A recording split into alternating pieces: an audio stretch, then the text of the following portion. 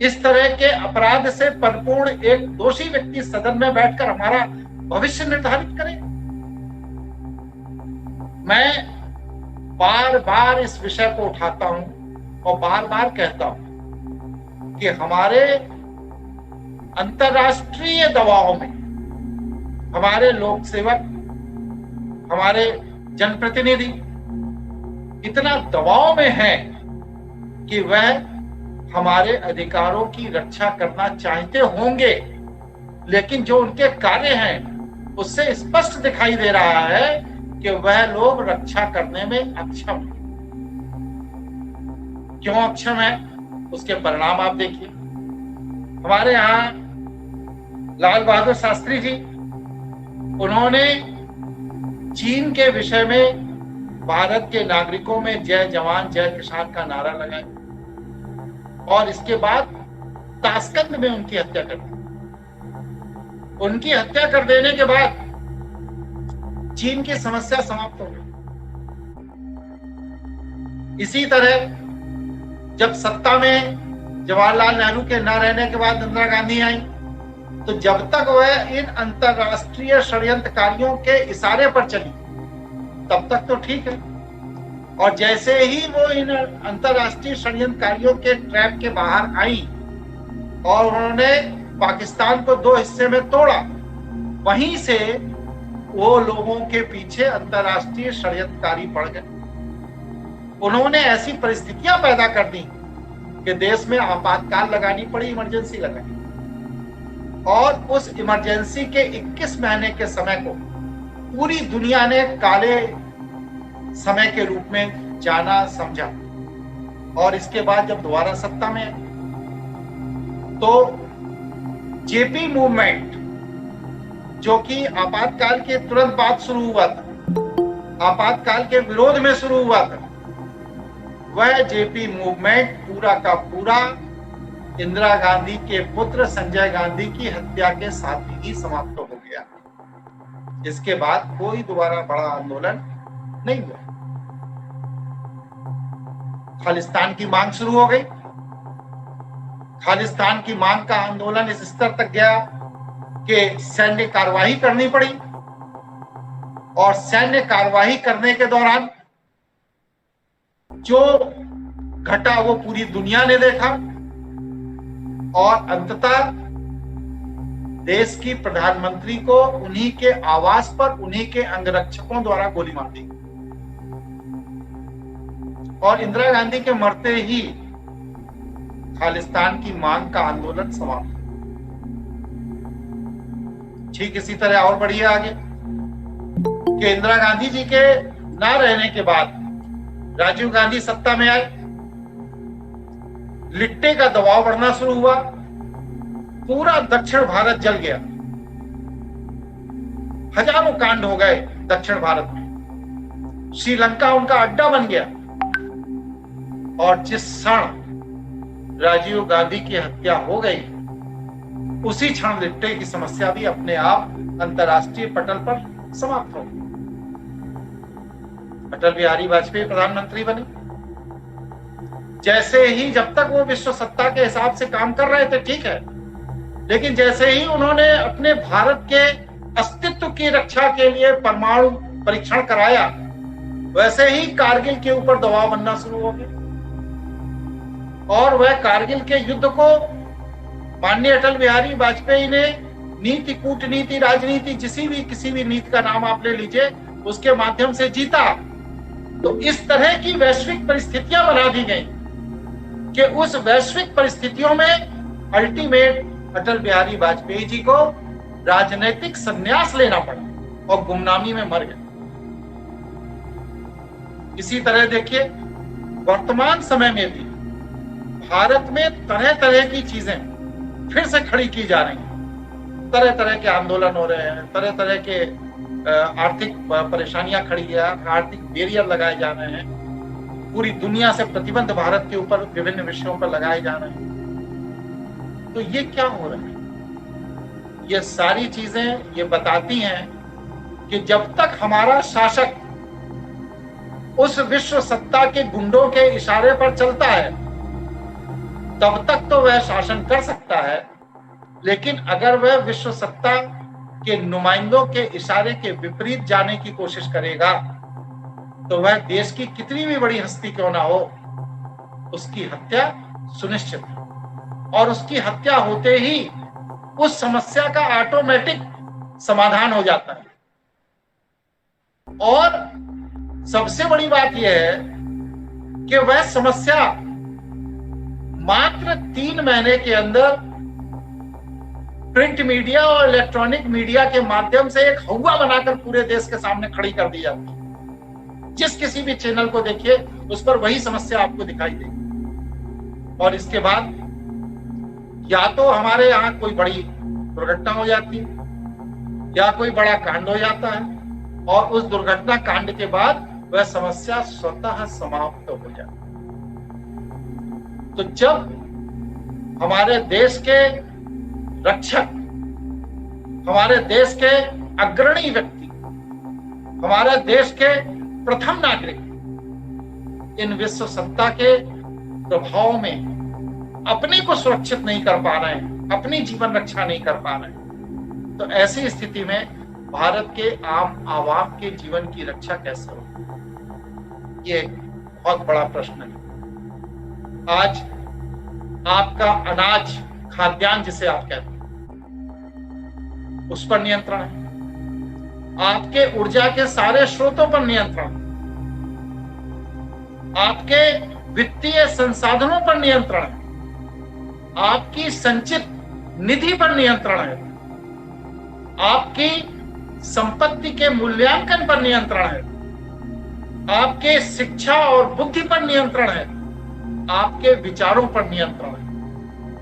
जब इतने तरह के नियंत्रण किसी भी समाज के नागरिकों के ऊपर लगा दिए जाएंगे तो वह समाज, उस समाज का भविष्य क्या होगा, ये विचारणीय प्रश्न है। आज हम लोग जिस जगह जाकर खड़े हो गए हैं वहां पर हाथ पैर में कोई जंजीर तो नहीं है, लेकिन हम सभी लोगों की स्थिति गुलामों से भी बदतर हो गई। तो प्रश्न यह है, विचार कीजिए कि हम अगर स्वतंत्र हैं और अगर लोकतांत्रिक शासन व्यवस्था हमारे देश में लागू है तो हमारी संसद इन सब विषयों पर निर्णय क्यों नहीं लेती है। हमें वैक्सीनेशन कराना है या नहीं कराना है, इसकी चर्चा सदन में होनी चाहिए। इसकी चर्चा वैज्ञानिकों के बीच में होनी चाहिए। इसकी चर्चा सकारात्मक और नकारात्मक दोनों पहलू के डॉक्टरों के बीच में होनी चाहिए। विशेषज्ञों की इस विषय पर राय ली जानी चाहिए लोकहित में। इसके बाद चीजें डिसाइड होनी चाहिए। भाई, हमको तो कह दिया जाता है कि आप तो डॉक्टर नहीं, आप क्यों अपनी राय दे रहे हैं। तो जो न्यायालय के अंदर बैठा हुआ न्यायाधीश है वो भी तो डॉक्टर नहीं है। उसने क्या अध्ययन कर रखा है वैक्सीनेशन में? उसने मास्क पर क्या अध्ययन कर रखा है? उसने कोरोना पर क्या अध्ययन कर रखा है? उसने इंडस्ट्रियल ऑक्सीजन और ह्यूमन ऑक्सीजन पर क्या अध्ययन कर रखा है? जो वो उस पर जजमेंट देता है और उसके जजमेंट को लागू करने के लिए फोर्सफुली शासन प्रशासन डंडा लेकर तुरंत खड़ा हो जाता है। तो विशेषज्ञों की राय के बिना जब कोई भी चीज जिसके घातक परिणाम भविष्य में होने की पूरी संभावना है, पूरी दुनिया के विशेषज्ञ उस विषय को कह रहे हैं, इसके बाद भी उन चीजों को जबरदस्ती हमारे ऊपर लादा जा रहा है, थोपा जा रहा है, ऐसी स्थिति में उस पर सदन में चर्चा क्यों नहीं हो रही? भाई, पिछले साल कोरोना था, आपने बजट के दौरान लोग एलोपैथी के लिए 75,000 करोड़ का बजट पास कर दिया और आयुर्वेद, होम्योपैथ या नेचुरोपैथ वैकल्पिक व्यवस्थाओं के लिए बस सिर्फ 7,000 करोड़ का बजट पास कर दिया। विचारणीय प्रश्न यह है कि जब पिछले कोरोना काल में आपने ये देखा कि लोगों को काढ़ा पीने से कोरोना में राहत मिली और लोग स्वस्थ हो गए, तो जब लोगों को कोरोना काल में काढ़ा पीने से राहत हुई और लोग स्वस्थ हो गए, तो ऐसी स्थिति में इस वर्ष के बजट में एलोपैथी को 75,000 करोड़ और मात्र 7,000 करोड़ में नेचुरोपैथी, होम्योपैथी, एलोपैथी, सारी चीजों को आपने समेट दिया। ऐसा क्यों किया? इसका मतलब यह है कि विश्व की बड़ी बड़ी सत्ताएं, जहां से हमारे दिशा निर्देश हमारे भविष्य को लेकर के आते हैं, वह दिशा निर्देश देने वाली कंपनियां हमारे शासकों के ऊपर इतना हावी हैं कि उनको इग्नोर करने का सामर्थ्य आज हमारे द्वारा चयनित हमारे जनप्रतिनिधियों में नहीं। यह चिंता का विषय है, हमारे नहीं, हमारे भविष्य को लेकर हमारी आने वाली पीढ़ियों के लिए भी चिंता का विषय है। आज जो वैक्सीनेशन कराया जा रहा है बहुत अच्छी बात है, मेडिकल साइड में अगर इसके सकारात्मक परिणाम है तो बहुत अच्छी बात है, लेकिन जो सूचनाएं पूरे विश्व से आ रही हैं, उन सूचनाओं के आधार पर अगर ये वैक्सीनेशन घातक है, जैसा कि प्रमाण सहित बड़े बड़े वैज्ञानिक कह रहे हैं, और इसके दुष्परिणाम अगले 2 साल 3 साल के बाद से शुरू होंगे और अगले एक पूरी की पूरी पीढ़ी तक चलते रहेंगे, मतलब अगले 20 साल तक चलते रहेंगे, तो उन परिणामों के जो नकारात्मक पहलू हैं, उनसे होने वाली क्षति की जिम्मेदारी आखिर किसकी होगी? क्या हम लोग लेबोरेटरी के अंदर पिंजड़ों में बंद वह जानवर हैं, चूहे हैं, खरगोश हैं, बंदर हैं, कुत्ते हैं, क्या है आखिर हम लोग, जो हम लोगों के ऊपर वैक्सीनेशन का ट्रायल इस बिना किसी एडवांस, बिना किसी अग्रिम ट्रायल के किया जा रहा है? वैक्सीनेशन लैब में बनी, पुलिस वाले ने डंडा चलाया, डॉक्टर ने पकड़ के आपको ठोक दिया। अब इसके बाद उस वैक्सीनेशन का नकारात्मक जो परिणाम होगा, उस नकारात्मक परिणाम की जिम्मेदारी किसकी होगी? मेरे पिताजी का अभी 1 माह पूर्व वैक्सीनेशन के 8वें दिन देहांत हुआ। मेरा कहना यह है कि मेरे पिताजी, जिनकी आयु 93 वर्ष की थी, पूरी तरह स्वस्थ थे, नियमित रूप से शहद पीते थे, नीम की पत्ती का सेवन करते थे, करेला का सेवन करते थे और दूसरी चीजों का सेवन करते थे। पूरी तरह से स्वस्थ व्यक्ति जो कि 93 वर्ष की आयु में 5 किलोमीटर की सुबह मॉर्निंग वॉक करता था, उस व्यक्ति ने वैक्सीनेशन कराया, धीरे धीरे तबीयत बिगड़नी शुरू हुई और इसके बाद उसकी मृत्यु हो गई। तो इस मृत्यु के लिए किसको जिम्मेदार माना जाए? अभी मेरे एक मित्र दूसरे हैं, उन्होंने वैक्सीनेशन कराया, उनकी बॉडी में एंटीबॉडीज नहीं बनी। लखनऊ के अंदर KGMU है,